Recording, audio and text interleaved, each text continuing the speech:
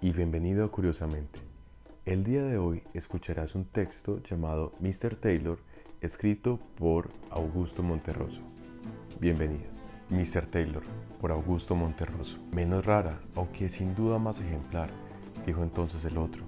Es la historia de Mr. Percy Taylor, cazador de cabezas en la selva amazónica. Se sabe que en 1937 salió de Boston, Massachusetts, en donde había pulido su espíritu hasta el extremo de no tener un centavo. En 1944 aparece por primera vez en América del Sur, en la región del Amazonas, conviviendo con los indígenas de una tribu cuyo nombre no hace falta recordar. Por sus ojeras y su aspecto famélico pronto llegó a ser conocido allí como el gringo pobre, y los niños de la escuela hasta lo señalaban con el dedo y le tiraban piedras cuando pasaba con su barba brillante bajo el dorado sol tropical. Pero esto no afligía la humilde condición de Mr. Taylor, porque había leído en el primer tomo de las obras completas de William G. Knight que si no se siente envidia de los ricos, la pobreza no deshonra. En pocas semanas, los naturales se acostumbraron a él y a su ropa extravagante. Además, como tenía los ojos azules y un vago acento extranjero, el presidente y el ministro de Relaciones Exteriores lo trataban con singular respeto, temerosos de provocar incidentes internacionales. Tan pobre y mísero estaba que cierto día se internó en la selva en busca de hierbas para alimentarse. Había caminado cosa de varios metros sin atreverse a volver el rostro, cuando por pura casualidad vio a través de la maleza dos ojos indígenas que lo observaban decididamente. Un largo estremecimiento recorrió la sensitiva espalda de Mr. Taylor. Pero Mr. Taylor, intrépido, arrostró el peligro y siguió su camino silbando como si nada hubiera visto.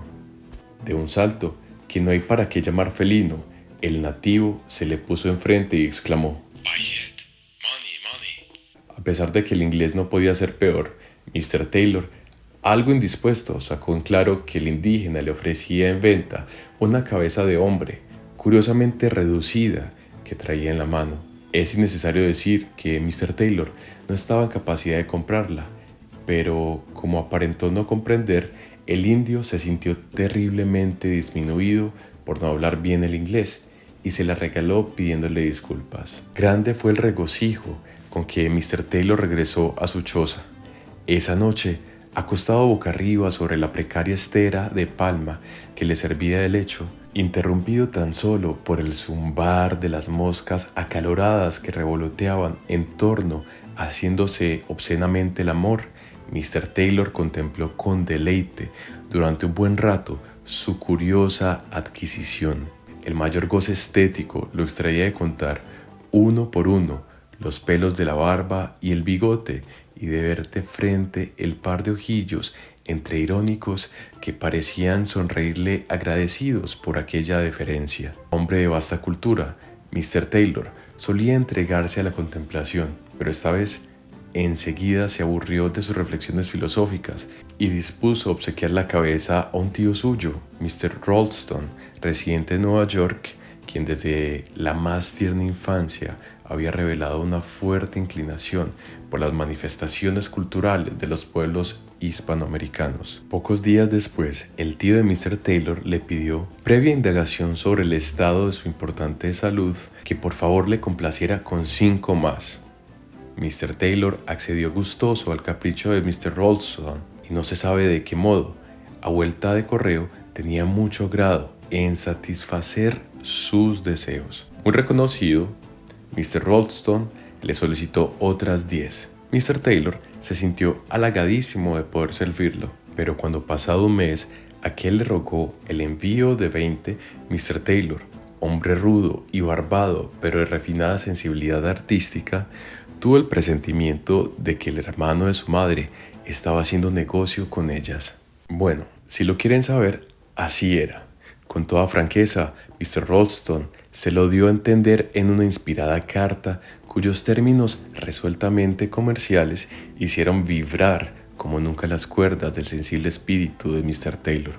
De inmediato, concertaron una sociedad en la que Mr. Taylor se comprometía a obtener y remitir cabezas humanas reducidas en escala industrial, en tanto que Mr. Ralston las vendía lo mejor que pudiera en su país. Los primeros días hubo algunas molestas dificultades con ciertos tipos de lugar, pero Mr. Taylor, que en Boston había logrado las mejores notas con un ensayo sobre Joseph Henry Silliman, se reveló como político y obtuvo de las autoridades no solo el permiso necesario para exportar, sino, además, una concesión exclusiva por 99 años.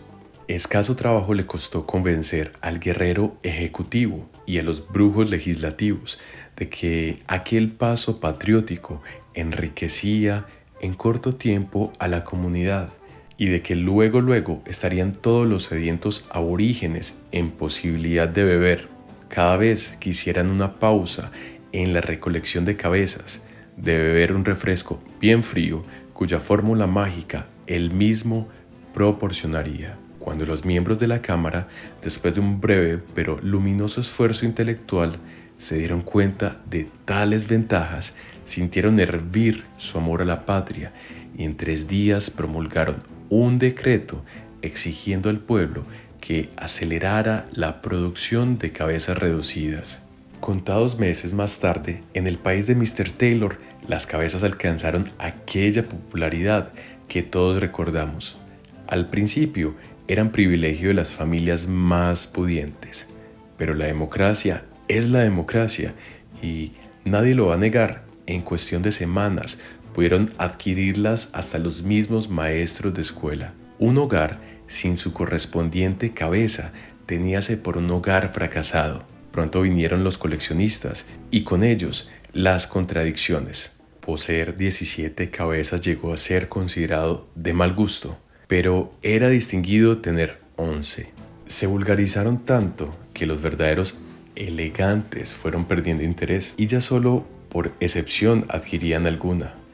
Si presentaba cualquier particularidad que la salvara de lo vulgar, una, muy rara, con bigotes prusianos que perteneciera en vida a un general bastante condecorado, fue obsequiada al Instituto Danfeller, el que a su vez donó, como de rayo, $3,5 millones para impulsar el desenvolvimiento de aquella manifestación cultural tan excitante de los pueblos hispanoamericanos. Mientras tanto, la tribu había progresado en tal forma que ya contaba con una veredita alrededor del Palacio Legislativo.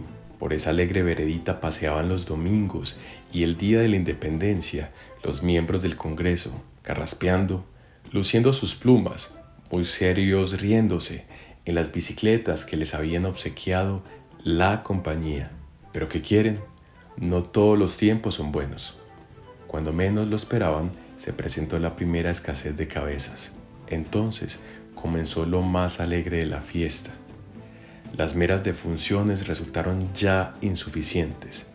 El ministro de Salud Pública se sintió sincero y una noche caliginosa, con la luz apagada, después de acariciarle un ratito el pecho, como por no dejar, le confesó a su mujer que se consideraba incapaz de elevar a la mortalidad a un nivel grato a los intereses de la compañía, a lo que ella le contestó que no se preocupara, que ya vería cómo todo iba a salir bien y que mejor se durmieran. Para compensar esa deficiencia administrativa, fue indispensable tomar medidas heroicas y se estableció la pena de muerte en forma rigurosa.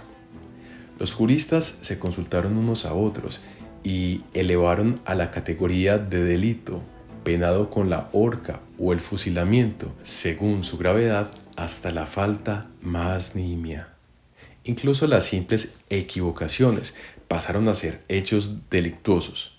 Ejemplo, si en una conversación banal alguien, por puro descuido, decía «hace mucho calor» y posteriormente podía comprobársele, termómetro en mano, que en realidad el calor no era para tanto, se le cobraba un pequeño impuesto y era pasado ahí mismo por las armas, correspondiendo la cabeza a la compañía y, justo es decirlo, el tronco y las extremidades a los dolientes. La legislación sobre las enfermedades ganó inmediata resonancia y fue muy comentada por el cuerpo diplomático y por las cancillerías de potencias amigas. De acuerdo con esa memorable legislación, a los enfermos graves se les concedían 24 horas para poner en orden sus papeles y morirse. Pero si en este tiempo tenían suerte y lograban contagiar a la familia, obtenían tantos plazos de un mes como parientes fueran contaminados.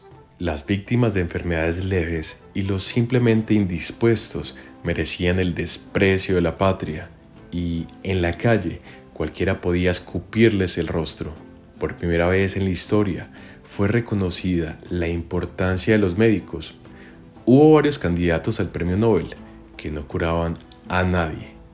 Fallecer se convirtió en ejemplo del más exaltado patriotismo, no solo en el orden nacional, sino en el más glorioso, en el continental, con el empuje que alcanzaron otras industrias subsidiarias, la de ataúdes, el primer término que floreció con la asistencia técnica de la compañía. El país entró, como se dice, en un periodo de gran auge económico. Este impulso fue particularmente comprobable en una nueva veredita florida por la que paseaban envueltas en la melancolía de las doradas tardes de otoño las señoras de los diputados, cuyas lindas cabecitas decían que sí, que todo estaba bien, cuando algún periodista solícito desde el otro lado las saludaba sonriente, sacándose el sombrero. Al margen recordaré que uno de estos periodistas, quien en cierta ocasión emitió un llovioso estornudo que no pudo justificar, fue acusado de extremista y llevado al paredón de fusilamiento.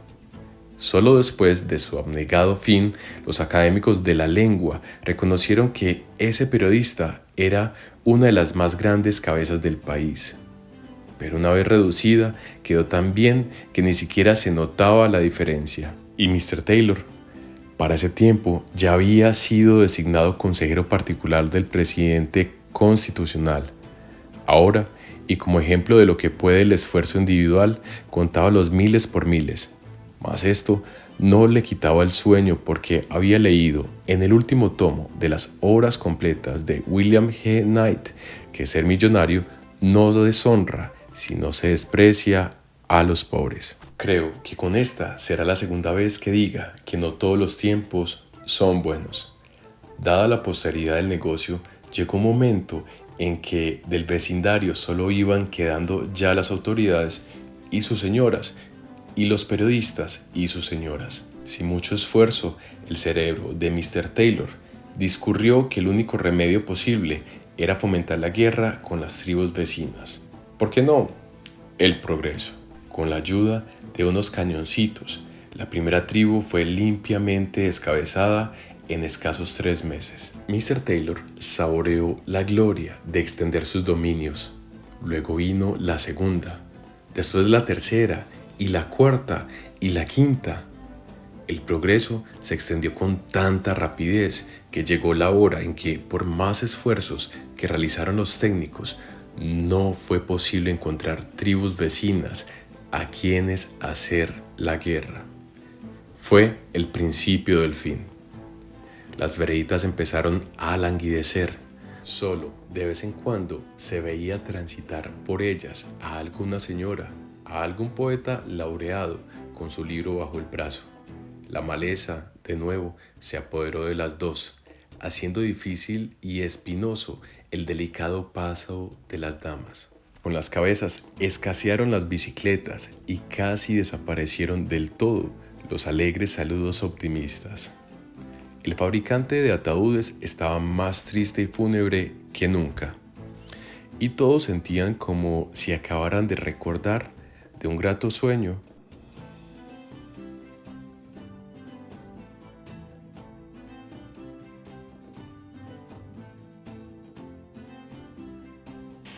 De ese sueño formidable en que tú te encuentras una bolsa repleta de monedas de oro y la pones debajo de la almohada y sigues durmiendo, y al día siguiente muy temprano, al despertar, la buscas y te hallas con el vacío.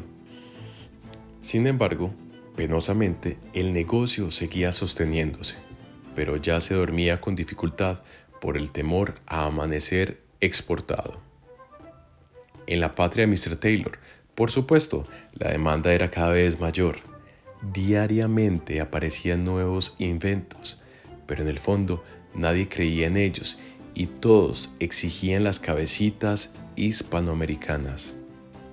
Fue para la última crisis. Mr. Ralston, desesperado, pedía y pedía más cabezas. A pesar de que las acciones de la compañía sufrieron un brusco descenso, Mr. Ralston estaba convencido de que su sobrino haría algo que lo sacara de aquella situación. Los embarques, antes diarios, disminuyeron a 1 por mes, ya con cualquier cosa, con cabezas de niño, de señoras, de diputados. De repente cesaron del todo.